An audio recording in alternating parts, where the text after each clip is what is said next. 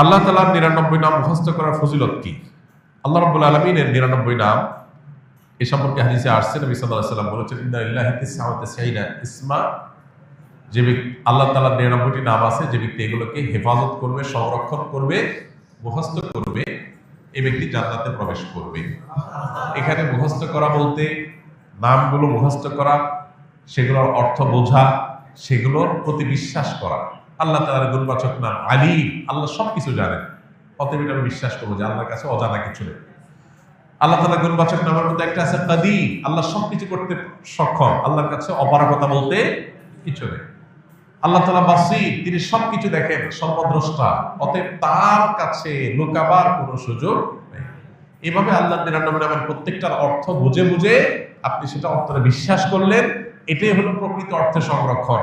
এইভাবে আপনি যদি সংরক্ষণ করেন, ইনশাআল্লাহ এটা জান্নাতে যাওয়ার কারণ হবে।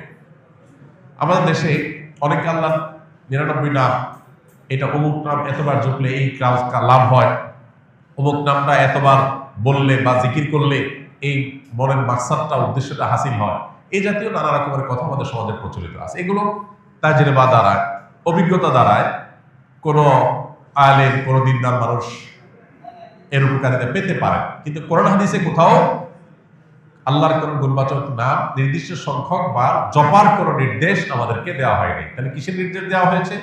আল্লাহর গুণবাচক নামগুলোর অর্থ বুঝে সেটার প্রতি বিশ্বাস মনে প্রাণে স্থাপন করা। এটা তাওহীদের গুরুত্বপূর্ণ একটা পার্ট, যেটা আমাদের অনেকেরই এখনো নেওয়া হয়নি। আমরা অনেকেই নিজেকে মুসলমান দাবি করি, আল্লাহর গুণবাচক নামের অনেক নাম আছে যেগুলো আমরা হয়তো শুনি না, জানি না, এবং সেটার অর্থ বুঝে যে মনে বিশ্বাস করব, জানি না বিশ্বাস কোত্থেকে আসে। তো এই জন্য আল্লাহর গুণবাচক নামগুলো আমাদের জানা দরকার, বোঝা দরকার, বিশ্বাস করা দরকার।